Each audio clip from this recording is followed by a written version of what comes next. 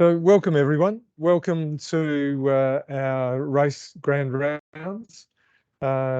These grand rounds are an opportunity for us to hear from world-renowned speakers, to open our ears and eyes to what is happening around the world and to learn from that, and for our region to form networks and relationships with thought leaders around the world.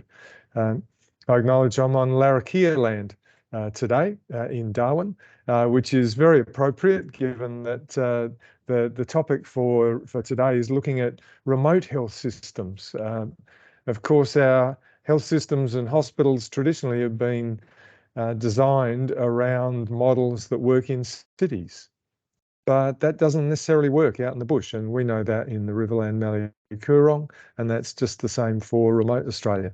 Thankfully, there's been a group of researchers that have looked at this in a very serious way and have come up with some understanding that can help us move forward in designing and strengthening health systems in remote Australia, which, by the way, is the majority of Australia that's classified under modified Monash 6 and 7. So today, we are very fortunate to have one of those thought leaders with us.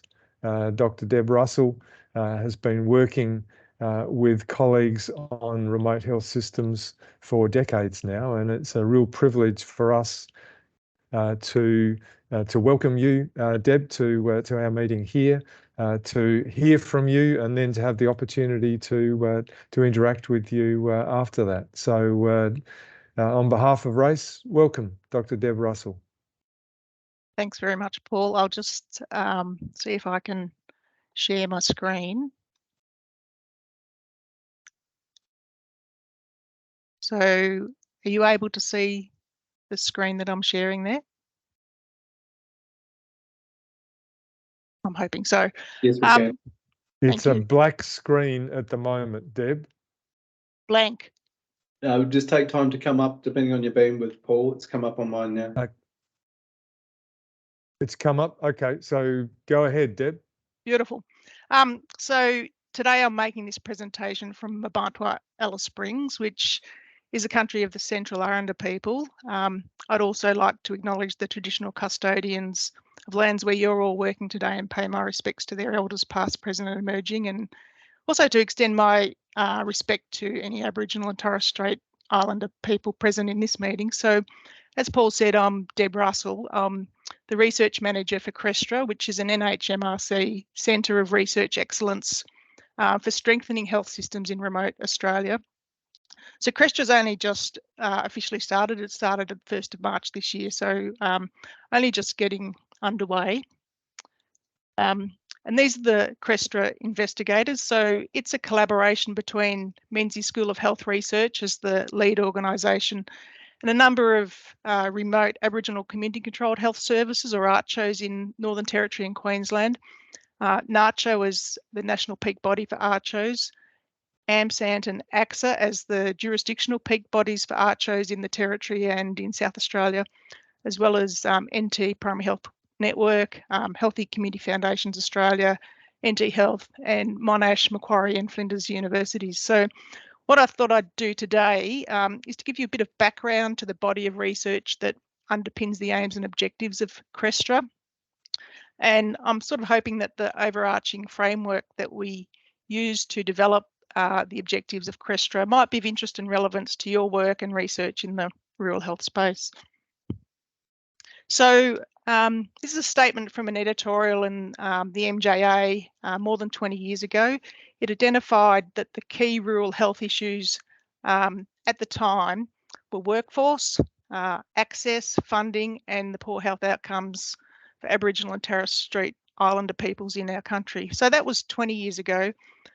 And when we've been speaking to our health service partners and stakeholders, the same issues really remain as their priorities now. So what, if anything, has changed? Well, first, we'd contend that the goalposts have moved over time, so that the problems, the broad issues that we face with workforce and funding and so forth are a little bit different to the problems that we faced 20 years ago.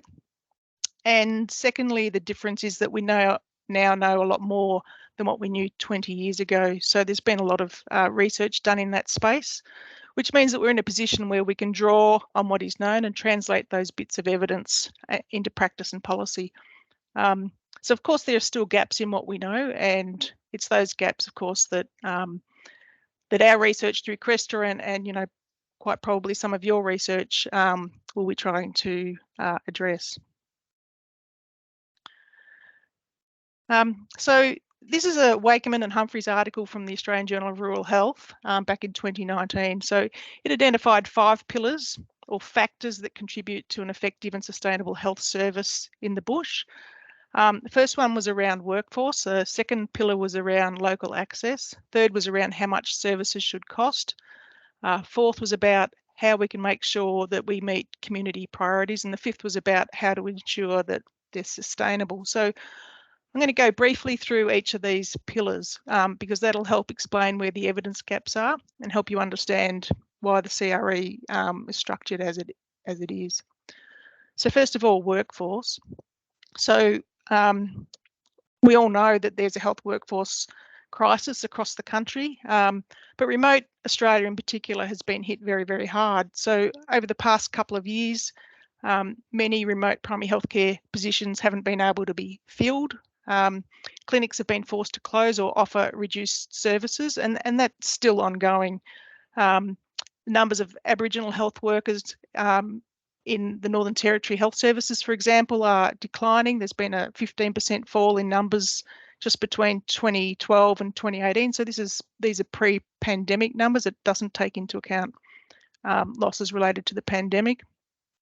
And across Australia, there's been substantial growth in medical graduates over the last 10, 15 years, but currently there are only roughly 20 new doctors trained and graduating in Northern Territory each year. So this is not really enough to meet the Territory's needs. GP registrar enrolments in the Territory have plummeted by around 80% in the last 6-7 years, and supply of IMGs is falling away now that they can work in MMM2 locations.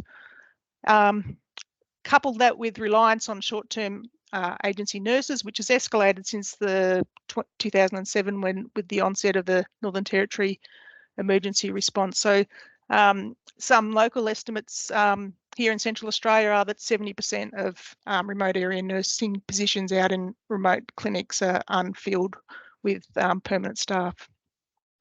And our research about turnover and retention of staff shows that turnover rates of remote area nurses and Aboriginal health practitioners are around 158% on average, where, you know, elsewhere in the health system in Australia, levels of 20% are considered high. So, so together these changes are having an enormous impact on remote populations. NT Health data, for example, indicated that 2/3 of those with at least one chronic disease hadn't seen a GP in the preceding 12 months, and that's fairly recent data.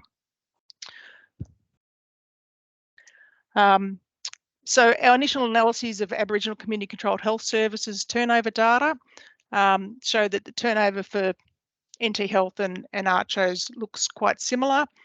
So it's a really tough situation, and it's getting worse as this graph shows the further out bush you go. So this shows distance to the nearest hospital on your x-axis and turnover rates on your y-axis, and you can see there's a roughly linear increase in turnover rates as you go out further from regional centres. So these workforce patterns are undermining the relationships-based care that we know is really important for high quality primary health care. Well, we know there's no single solution to these complex health workforce issues. There is a substantial body of literature to inform what we can do to strengthen the rural and remote health workforce. So we know that student selection is important, a contextualised curriculum, teaching students in the environment in which they're going to work, so getting them out into rural and remote clinics for training, and then having smooth and unfettered career pathways in rural and remote locations after they've graduated. So having those exposures soon after graduation, they're all factors that lead to better recruitment and retention. So We also need to employ more Aboriginal staff, both clinical and non-clinical, which the ARCHOs are mostly doing fairly well. They tend to make remote health services more acceptable and more culturally safe, and increase access for Aboriginal and Torres Strait Islander people. So in terms of incentives, many services are offering some sort of incentives, but there's really a lack of strong, solid evidence about what works for which particular groups of staff and the extent to which it's effective.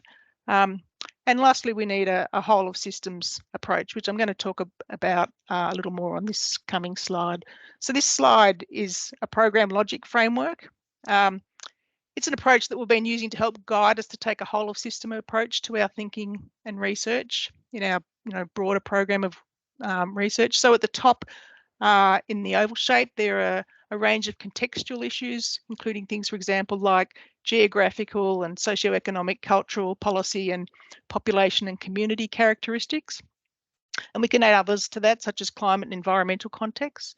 And then below that, we have inputs, including funding, infrastructure and workforce, and then some enabling factors such as good governance, inspiring leadership and good management.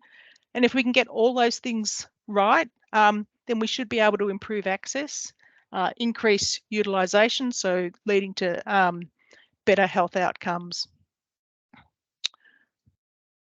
So the next pillar is, how do we ensure quality comprehensive primary healthcare is accessible locally? Again, there's been quite a bit of work done on core primary healthcare services and functions. So what primary healthcare services should all communities be able to get, irrespective of where they live? So we've done a bit of work looking at the principles governing visiting services to maximise efficiency and effectiveness, and another bit of work on primary healthcare models and what's appropriate for different contexts. And we do know, although the evidence isn't deep, that there's some evidence that an integrated regional approach could work to ensure that there's good coordination between acute care and primary healthcare in remote areas. The third pillar is funding. So here we have a few stats about funding deficit. The National Rural Health Alliance estimated from 2022 was that there was a $4 billion a year shortfall in rural and remote areas, and that was for both hospitals and primary healthcare services, with more recent estimates from the Nous Group coming in at $6.55 billion.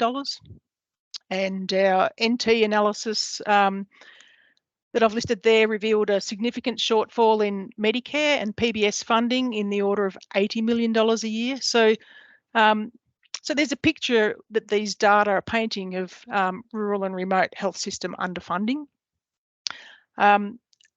There's also some evidence on this slide from a couple of other projects. The first one was a remote community where a community-controlled health service was trying to improve chronic disease management, but weren't really getting the results they wanted. And so what they did was estimate their protocol-compliant management costs for consumers with chronic kidney disease and type 2 diabetes mellitus. And they used the CARPA manual to work out what it should cost, and then compared that to actual expenditure. And so this is a very detailed bottom-up study, and it found that protocol compliant expenditure was $200,000 a year more than the actual expenditure. So this represented a 30% funding gap just in one clinic or one ARCHO. In the second study, a top-down approach, so slightly different approach taken to come up with some benchmarks. And how they did this was they looked at the data from 11 remote health services that were doing very well in terms of chronic disease management performance indicators.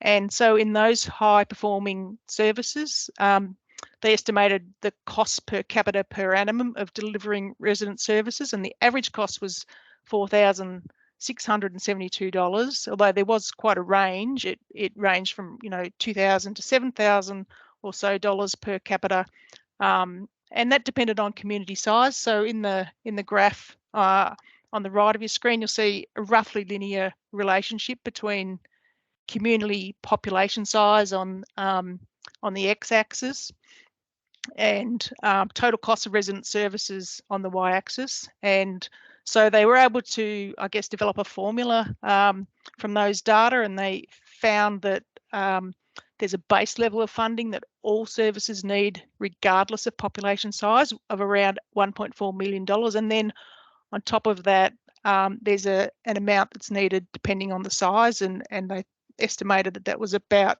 $2,600 per person per year to adequately fund the health service. So as you can see here, there has been some work done in the remote funding space, but nevertheless gaps remain, and work remains to develop a more equitable funding formula to address, you know, these large funding deficits in remote primary healthcare services.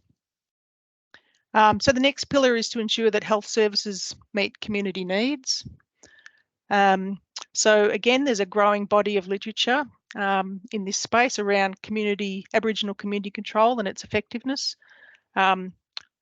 Governance structures of community control empower Aboriginal and Torres Strait Islander people, and of course ACCHOs employ more Aboriginal and Torres Strait Islander people. So these together address several of the important social determinants of health, and they also create a more culturally safe environment, increase, you know, acceptability of the health service, and these things all act to improve access to health services. ACCHOs also tend to have more comprehensive services available, and they also advocate strongly for the people they serve. So you know, together these characteristics have been identified as being associated with increased effectiveness and efficiency of community control, which is thought to be about 50% greater than if the same services were delivered by sort of traditional mainstream health services, and this is attributed to the improved access related to ACCHOs. So lastly, how do we ensure that the services that are delivered are sustainable? Again, this sort of comes back to that systematic approach that I was talking about with the logic model earlier. It's not enough just to address one or two of those factors. You need to address all of them to have a sustainable service. So we need adequate funding, well-trained workforce, good governance, inspirational leadership, and especially increased Indigenous leadership. And we need competent and effective managers. So also with that is the need for infrastructure, housing, IT, and structures to support the monitoring and evaluation, the continuous quality improvement activities of health services, and also good coordination, both within the services and also between primary health care and external services, including acute care, to make sure that the patient journey is seamless. So the elements shown on this slide in bold are three of the CRESTRA themes. And they're shown here. The theme 1's around workforce. Theme 2 is around funding. Theme 3 relates to integration and coordination of services. And shown at the bottom is also the cross-cutting theme, which is around research capacity building, which is necessary, obviously, for monitoring and evaluation, continuous quality improvement activities. So the questions that CRESTRA will try to answer in the next 5 years relate to how we stabilise the remote health workforce and decrease, you know, any avoidable staff turnover, identify what bundles of retention supports are most effective in different circumstances, how they work for different groups of remote health professionals. So to do this, we're going to take a mixed methods approach, including use of realist literature review, realist interviews with remote health professionals, and using a stated preference questionnaire to try and quantify, you know, what interventions would help remote health professionals of different types and characteristics stay. And coupled with this, we're going to draw on that evidence to co-design, implement and evaluate different bundles of retention strategies for, you know, different groups of staff in remote health services. Theme 2 there, the questions are around what's an equitable needs-based funding formula for Remote Australia, what quantum of equitable funding is required by remote health services, and what are the efficient mechanisms to distribute those funds. So again, these questions will be addressed using a mix of literature review and health economists analysing quantitative data to update previous estimates of the costs of providing remote primary healthcare. So a previous study that I mentioned looked at chronic kidney disease and diabetes. That they'll be looking at a broader list of conditions so that funding gaps are better understood as they relate to, you know, a range of wider range of chronic diseases. Theme 3 asks, you know, how do we sustain access to appropriate secondary care in remote communities in a way that fits in with and is coordinated with available primary healthcare services in such a way that they're sustainable and they're not putting extra unwarranted stress on remote primary healthcare providers. So there are 3 projects within this theme that I've listed there. The first is around models of chronic disease care for patients with cardiometabolic conditions. It's using an implementation science approach to develop, you know, primary healthcare, consumer-led, co-designed, sustainable, integrated, better coordinated models of care.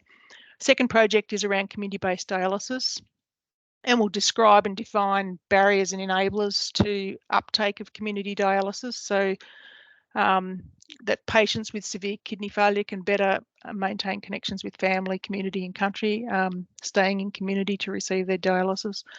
And the third project, again, is looking at training Aboriginal healthcare coaches on country, so providing them with additional skills in self-management support added to those skills that Aboriginal health workers would more usually have. So CRESTRA will support the evaluation of that initiative. And the fourth theme is about research capacity building in remote settings. So this isn't just about capacity building for researchers located in academic institutions. It's, you know, probably more so and more importantly about research capacity building for staff in remote health services. So in our experience, remote health services are keen to be able to engage in research, but often lack the resources and sometimes the skills to do that. So in this cross-cutting theme, we're trying to look at and build the capacity in terms of individual researchers as well as services to engage in research. So yeah, there I've given you a bit of an understanding, I hope, of how CRESTRA got to the place that it's in and what it proposes to do over the next 5 years. I think at this stage I'll throw back to centrally to Paul, perhaps to see if there's any questions for me. And I might stop sharing. Wonderful, thank you, Deb. Thank you very much. I'm in a low bandwidth area, so if I'm difficult to hear, Amy, please take over for hosting this. But thank you. That was the remarkably similar issues to what we're facing, Deb, in terms of workforce, in terms of systems, in terms of funding shortfalls. What's your understanding of the research of what we can learn in a rural area from what is successfully working in remote Australia? Are there things that we can learn as a rural health service from what has been successful in remote? Oh, look, I would be absolutely sure there is. I guess, you know, one of the things about remote, I guess, in an under-resourced context is, you know, the need for innovation. And so what we're finding is that health services are, you know, they're not able really to sit on their laurels and wait for things to come to them. They have to be on the front foot and be proactive, I guess, about, you know, what to do.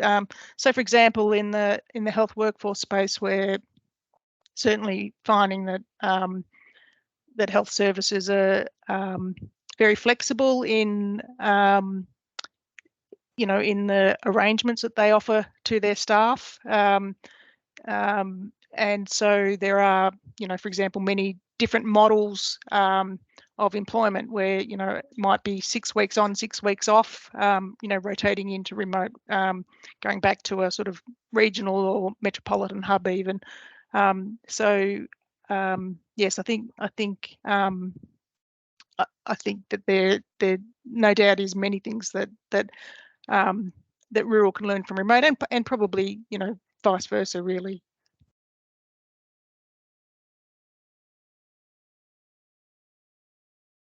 Thanks, Deb. I've just taken my video off because that might help me with my bandwidth.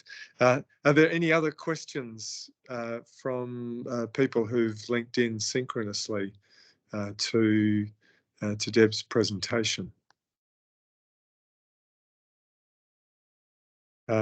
If not, one of the areas that interested me, Deb, was which is an area that we're also getting involved in, is better models of care for metabolic disease. It's one thing to have access to services, but if the model of care isn't effective, then that is a problem. How are you looking at developing better models of care for metabolic diseases? So yeah, thanks, Paul. I think the cardiometabolic disease is looking to probably work in a particular community, I suppose, and to work with that, with a identified service to work and co-design with the health service and the community to identify where the barriers are for coordinated integrated care. And I think the approach that they're taking is that traditionally the integration with secondary care may often come as a sort of a top-down approach, perhaps from hospitals and specialists, non-GP specialists, and that's not necessarily working so well in remote communities. So I think the necessity is to work very closely with the remote primary healthcare service, which is already very stretched, to ensure that whatever model is brought in works for them, and that is likely to include the need for extra resourcing, for example, for use of increased use of telehealth, and decreased use of primary health care staff to organise movements in and out of community and so forth. So it may be that the model will not be a one size fits all that can work in all communities, but there may be aspects of it that are suitable for application in different areas, in certain circumstances, I guess. So I think to start off with, it's a sort of a case study type approach with co-design, implementation, evaluation. I hope that answered your question. Thank you very much. And it's turned over to 1:30 in the Territory and in South Australia. So it remains for me to thank Deb for your presentation, and more than your presentation, thank you for your body of work over many years in bringing this evidence base together that gives us some confidence that the steps that we put in place are evidence-based, and gives us an opportunity to work with our funders around solutions that are likely to work, rather than just best guesses. And that's fantastic. Thank you very much. I know that people now know where you live, so if they have questions, they will be able to get in touch with you and you with us. So in Ngarrindjeri language, we would say Nakan. We will see you later. Thanks so much, Paul. Bye-bye. Thank you.